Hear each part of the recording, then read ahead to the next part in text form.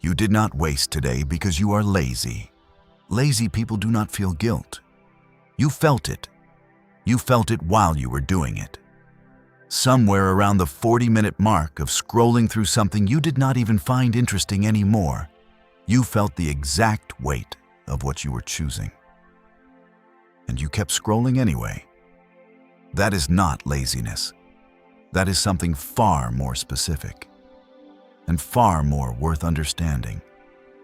Because lazy people do not lie in bed at night running the calculation. 8 hours wasted. The thing I was supposed to finish still unfinished. The version of my life I keep imagining still exactly as far away as it was this morning.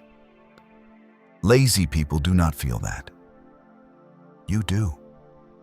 Which means the problem is not who you are. The problem is a trap you do not fully understand yet. And a trap you cannot see is a trap you will walk into every single time. This video is about seeing it. What is actually happening? Here is what nobody explains about the scrolling and the procrastination and the hours that disappear. It is not a character failure. It is a biological hijack. Your brain has one primary job that it has been doing for 200,000 years. Protect you from discomfort. Find the fastest available path to something that feels like reward. For 200,000 years, that system worked perfectly. The fastest path to reward required actual effort. Hunt the animal, build the shelter, cross the distance. Then someone put a screen in your hand that delivers a neurological reward every 8 seconds without requiring anything from you at all. Your ancient brain did not evolve defenses against this because this did not exist until approximately 15 years ago. The scrolling is not weakness.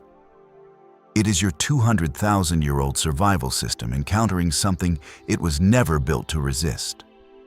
But here is where Machiavelli becomes important. Machiavelli spent his entire life studying one specific question. Who actually controls the room? Not who appears to control it. Who actually does? And the answer he kept finding was the same. Whoever controls the available options controls the behavior of everyone inside them. The people who built the platforms you scroll on understood this before you sat down this morning. They did not build something you enjoy. They built something that removes your ability to choose not to use it. Infinite scroll, so there is no natural stopping point. Autoplay, so the decision to continue is never actually made. Notifications timed to the exact moment your attention was about to return to something that mattered. They are not your enemy in a dramatic sense. But they are absolutely not your friend. And the first Machiavellian truth about your procrastination is this. You are not failing at discipline. You are losing a war that was declared against you without your knowledge by people who studied your psychology more carefully than you have studied it yourself. The undeceived warrior does not lose wars they can see clearly. First, you have to see it. The guilt trap. Now here's the part nobody talks about. The part that keeps the cycle running. The guilt. You know that feeling. The specific heaviness after 2 hours of scrolling when you look at the time and feel the calculation happening automatically. What I was supposed to do. What I did instead. What that gap means about who I am. That guilt feels like it should help. It feels like the natural consequence that will finally push you toward change. It does the exact opposite. Here is the psychological mechanism underneath it. When you feel guilt and shame about wasted time, your brain registers that as a threat to your identity. Who you believe yourself to be is under attack. And your brain's response to identity threat is not discipline. It is escape. And what is the fastest available escape from the discomfort of guilt about scrolling? Scrolling. This is not irony. This is the trap running exactly as designed. The guilt you feel after procrastinating is not the solution to procrastination. It is the fuel that powers the next round of it. Marcus Aurelius understood this mechanism in a way that was extraordinary for his time. He wrote something in his private journal that most people quote incorrectly. They quote him saying, "You have power over your mind, not outside events." What they miss is the line that follows in context. He was not talking about controlling emotions through willpower. He was talking about something more specific and more actionable. He was talking about the gap between the event and the response. The event is 2 hours of scrolling. That has already happened. It is outside your control now. It is done. The response is what you do in the next 60 seconds. Weak men spend those 60 seconds in guilt. And guilt, as we just established, leads directly back into the trap. The Stoic move, the actual Stoic move, not the motivational poster version, is to close the gap between the wasted time and the return to work to as close to zero as possible. Not with self-forgiveness speeches, not with journaling about your feelings, with the immediate next action. Open the document, pick up the book, start the task. Not because you feel ready, because the feeling of readiness is a lie. Your brain tells you to justify waiting for a comfort that is never going to arrive. The Stoics called this returning to the present moment.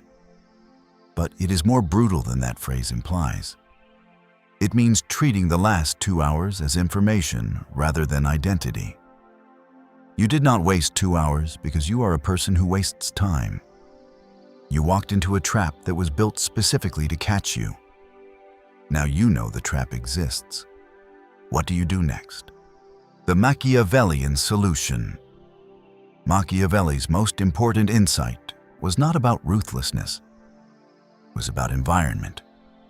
He watched princes and leaders across Italy, and he noticed something that contradicted everything people believed about willpower and character. The strongest character in a poorly designed environment loses to the weakest character in a well-designed one. Every time. Without exception. This is the piece of the procrastination problem that Stoicism alone cannot solve. Stoicism gives you the internal philosophy.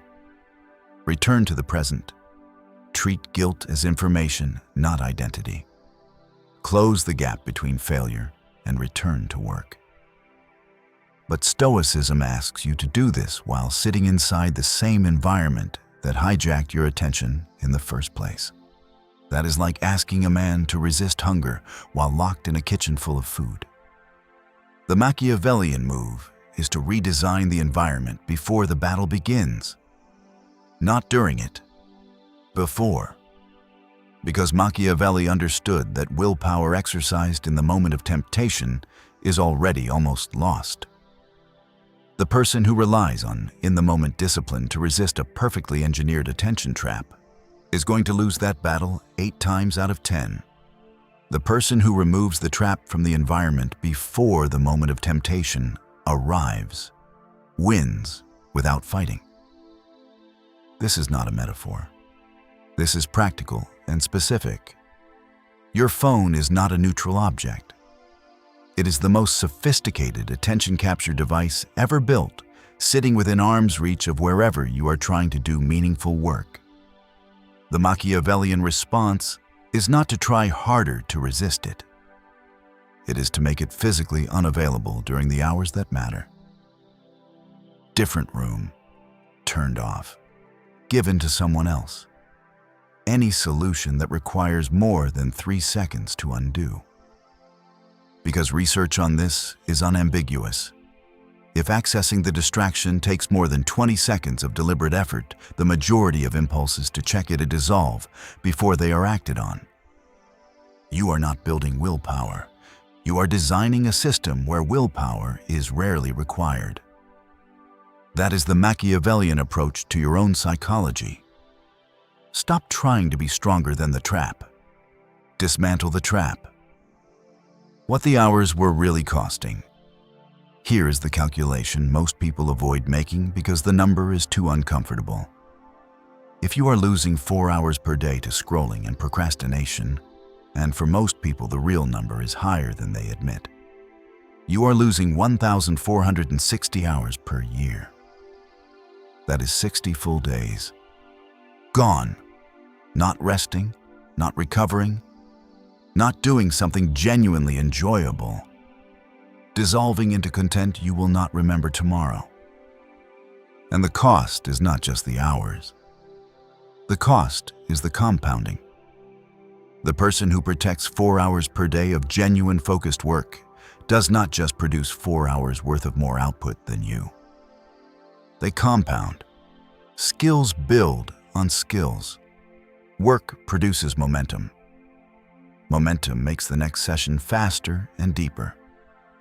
The quality of what they produce improves in ways that make them increasingly difficult to compete with. You already know this person. You have watched them from a distance and felt something you could not fully name. It was not envy exactly. It was the specific pain of recognizing someone who is doing what you know you are capable of doing. That pain is important. Marcus Aurelius would call it your rational nature, pushing against the cage your habits have built around it. It is not evidence that you're falling behind. It is evidence that you still know the difference. And a person who still knows the difference has not lost anything permanently. They have simply not yet decided that the cost of the trap is higher than the comfort it provides. The moment that decision genuinely changes, not as a feeling but as a conclusion you have fully reasoned through, the behavior begins to change with it. This video is that reasoning. The reward. You stayed until the end. So here is what that means. You are not a person without discipline. You are a person who has been losing a war that was declared against you by people who understood your psychology better than you did. That war has a name now. It has a mechanism you can see. It has 2 specific philosophical tools that address it at both the internal and external level. The Stoic tool. Close the gap between failure and return.